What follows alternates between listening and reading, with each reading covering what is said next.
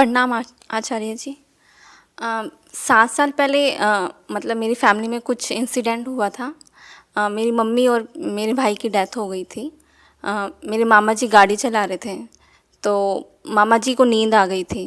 तो मामा जी तो ठीक हैं, मतलब उनको इतनी कुछ ज़्यादा चोट नहीं लगी, मगर मेरी मम्मी और मेरा भाई चले गए थे। तो मेरा क्वेश्चन ये है कि उनका समय इतना था, या मतलब मेरे मामा जी की गलती की वजह से ये सब हुआ। देखिए, इन बातों में कार्य कारण का सिद्धांत बहुत सफाई से नहीं चलता। आप कॉजेशन ढूंढ रही हैं।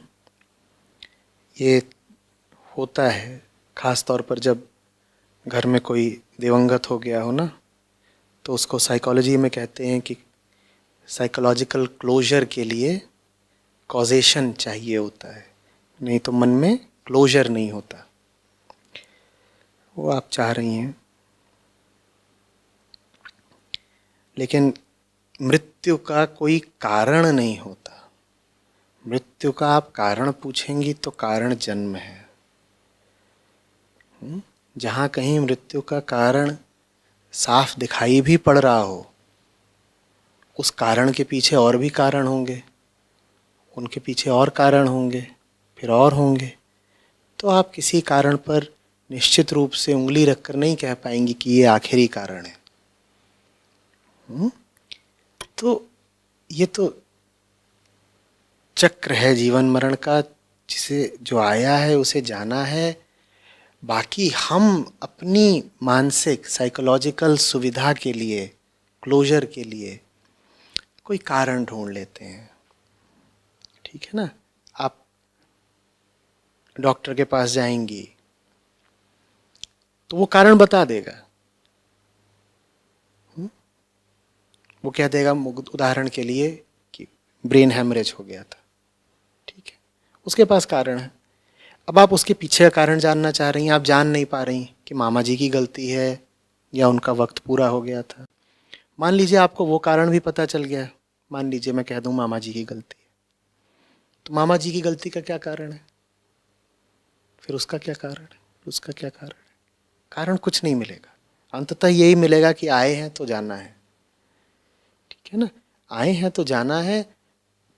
कुछ ना कुछ वजह हो जाती है, कुछ ना कुछ बहाना है। कोई वजह वास्तविक नहीं होती। कोई भी वजह वास्तविक नहीं होती। भले ही आप ये देख लें कि किसी ने किसी को गोली मार दी, तो आप कहेंगे यहां तो कारण पता है। ठीक है, इस व्यक्ति की मृत्यु गोली लगने से हुई है, हमें कारण पता है। अच्छा, पता है। जिसने गोली मारी उसने क्यों मारी, उसका कारण बताइए। फिर उस कारण का कारण बताइए। हमें क्या पता है। तो ये जो कारण की खोज है, ये वास्तव में स्वयं को दिलासा देने का प्रयास है। ठीक है ना। वो दिलासा आपको ऐसे नहीं मिलेगी। आपका पूरा अधिकार है कि आप शांति मांगें। दुखद घटना ऐसी घटती है, वो मन पर घाव छोड़ जाती है, मन अशांत रहता है। आपका पूरा अधिकार है कि आप शांति मांगें, पर वो शांति आपको कारण खोज कर नहीं मिलेगी। समझ रही हैं। वो जो आप शांति चाह रही हैं ना, वो कारण खोज करके नहीं मिलेगी। वो शांति तो अब आपको तभी मिलेगी जब आप अपने जीवन में किसी सार्थक काम में डूब जाएं, प्रतिपल। ठीक है। और कोई तरीका नहीं है। अन्यथा कोई आकर के आपको एक पूरी कहानी भी सुना दे, सचित्र, सविस्तार, कि ऐसे हुआ, फिर ऐसे हुआ, फिर ऐसे हुआ, फिर ऐसे हुआ, और उसने वो सिद्ध भी कर दे कि फलाने की गलती थी, तो भी जान लीजिए कि आपको तृप्ति या शांति नहीं मिलनी है। या मिलेगी भी तो क्षणिक मिलेगी। उस समय के लिए लगेगा कि अच्छा पता चल गया किसकी गलती थी। अच्छा पता चल गया किसकी गलती थी तो क्या करेंगी। मैं आपसे कह दूं कि नहीं, उनका तो समय आ गया था, तो उनको तो जाना ही था, तो क्या इस बात से आप तृप्त हो जाएंगी। आप पूछेंगी नहीं कि ये कौन बैठा है अन्यायी, जो इस तरह से समय का, अकाल मृत्यु का निर्धारण कर रहा है। आप कहेंगी ना। तो शांति तो तब भी नहीं मिलेगी। शांति पाने का एक ही तरीका है। आज आप जैसे जी रही हैं, दिन भर सोचती हैं, जो करती हैं, जो जिन चीज़ों से संबंधित रहती हैं, जिन उद्देश्यों के लिए आगे बढ़ती हैं, उनमें गहराई हो। ठीक है, उस घटना की निवृत्ति कारण जान के नहीं होगी, उस घटना की निवृत्ति उस घटना से आगे बढ़कर ही होगी। और आगे आप तभी बढ़ पाएंगी जब आगे कुछ ज़्यादा शांतिप्रद होगा, सुंदर होगा, तब आप उसमें लीन हो पाएंगी। ठीक है। आचार्य जी, ऐसा नहीं है कि मतलब मैं कुछ सोशल वर्क नहीं कर रही या कुछ, मतलब मेरा मतलब एनिमल्स पे थोड़ा सा ज़्यादा दया भावना है, तो मैं उनके लिए करती हूँ, ऐसा नहीं है। और कहीं ना कहीं वो मुझे तृप्ति भी देती है, मुझे अच्छी फीलिंग आती है। मगर फिर भी एक तो ये मौत का जो डर, मुझे हमेशा डर लगता है कि मेरे और जो घर वाले बाकी बच्चे हैं उनको कुछ ना हो जाए, जिनसे मैं लव करती हूँ उनको कुछ ना हो जाए, मुझे कुछ ना हो जाए, तो कहीं उनको मेरा भी, मतलब वो चीज़ कैसे।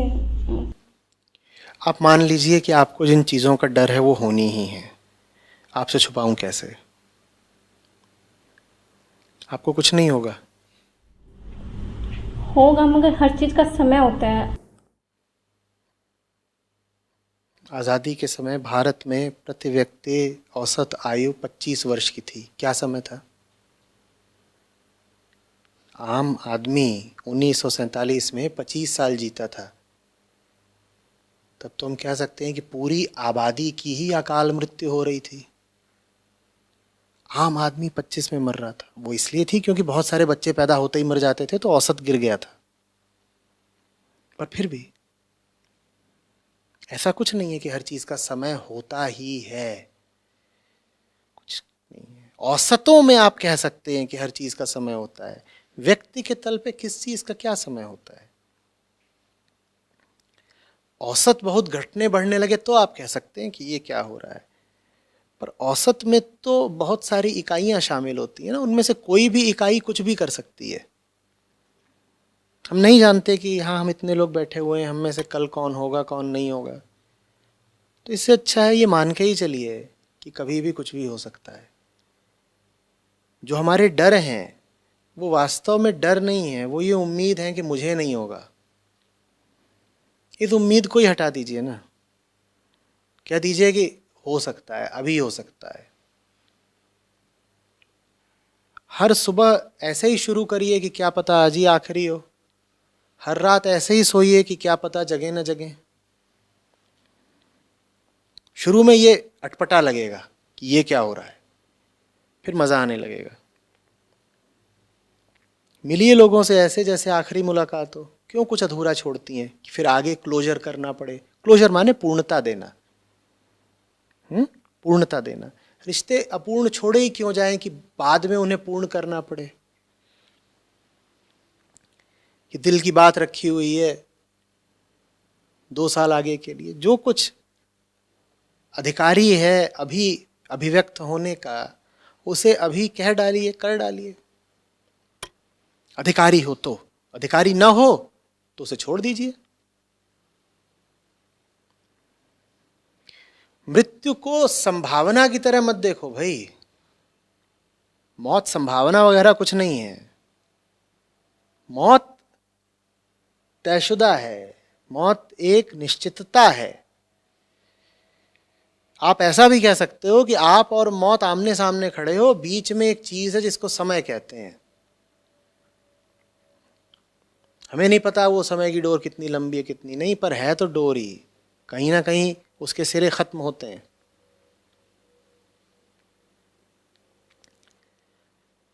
ठीक है।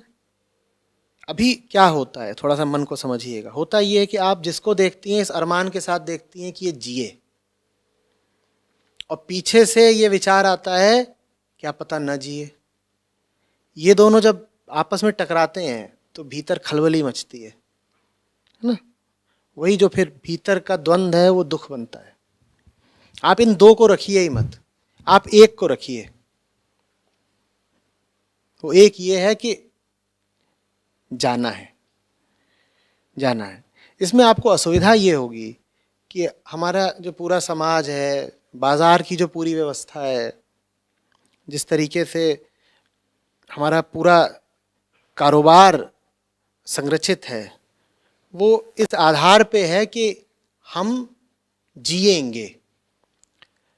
तो हर कोई आपसे आकर बातें आगे की करता है, भविष्य की करता है, और भविष्य की बातें करने में सदा ये मान्यता निहित होती है कि हम जिएंगे। तो आदमी मान ही लेता है कि हम जिएंगे, हम जिएंगे, जिएंगे, और लोग हमें दिखाई भी देता है कि जीते भी हैं। तो हमें ये अपनी मान्यता बिल्कुल सच लगती है। आप इस मान्यता से ही बच के रहिए। जब भी कोई ऐसी बात करे जो भविष्य की हो, आगे की हो, तो अपने आप को तो आप मुस्कुरा के याद दिलाई दीजिए कि भक्त व्यवहारिक तौर पर आदमी को ऐसे चलना पड़ता है समाज में कि हाँ भाई आगे के लिए, अब उधार लिया है मान लीजिए, तो उसमें यही तो होता है ना कि आगे लौटा देंगे। आदमी उधार ये सोच के थोड़ी लेता है कि मैं कल मर ही जाऊंगा, लौटाना थोड़ी पड़ेगा। तो व्यवहारिक तौर पर ये सब ठीक है कि समय है, आगे भविष्य जैसी कोई चीज है, व्यवहारिक तौर पर वो रहे, मानसिक तौर पर ना रहे। व्यवहारिक तौर पर भविष्य रहे, मानसिक साइकोलॉजिकल तौर पर नहीं होना चाहिए। ये कृष्णमूर्ति की बहुत बात कर रहे थे। उन्होंने एक बहुत बढ़िया विधि बताई थी। वो कहते थे 2 तरह की घड़ियां होती हैं, क्रोनोलॉजिकल, साइकोलॉजिकल। क्रोनोलॉजिकल रहे भविष्य, साइकोलॉजिकल ना रहे। बाहर की घड़ी टिक टिक करती रहे, अंदर की ना करे। वो कहानी याद है ना अज्ञातवास के दिनों की? कोई था ऐसे ही मांगने वाला, वो युधिष्ठिर के पास आया। तो युधिष्ठिर व्यस्त रहे होंगे किसी चीज में, धर्म की किसी चीज में। तो उसको बोलते हैं कल आना, कल कल कल दे देंगे। तो भीम ये सब देख रहे थे।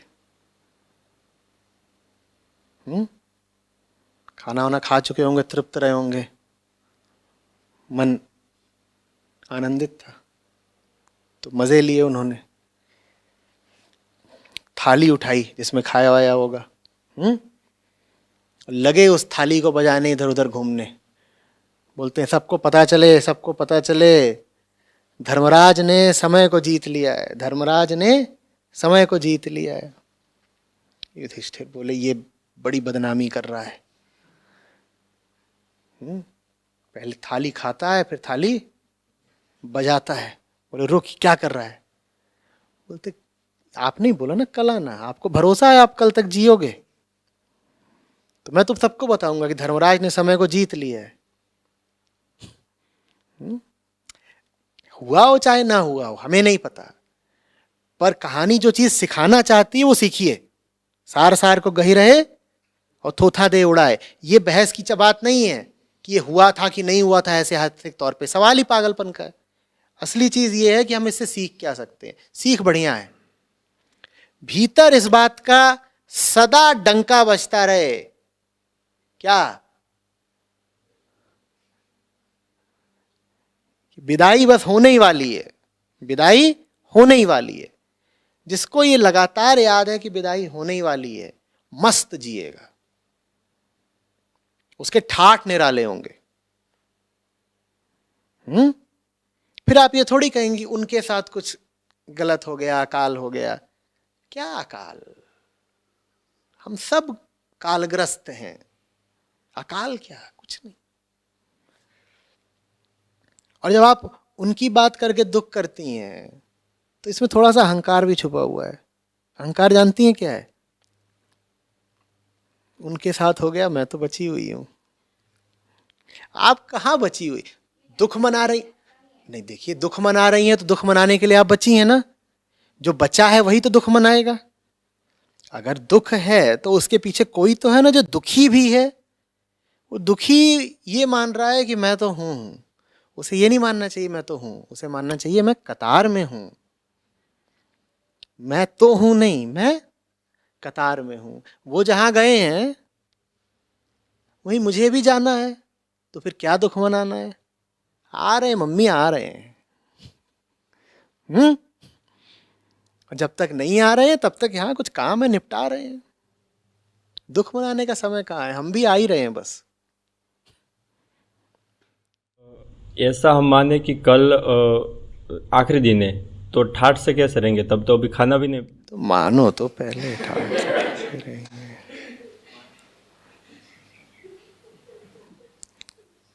पहले ही सब बातों का हिसाब चाहिए, कैसे होगा, क्यों होगा। तुम पहले मानो, फिर देखो।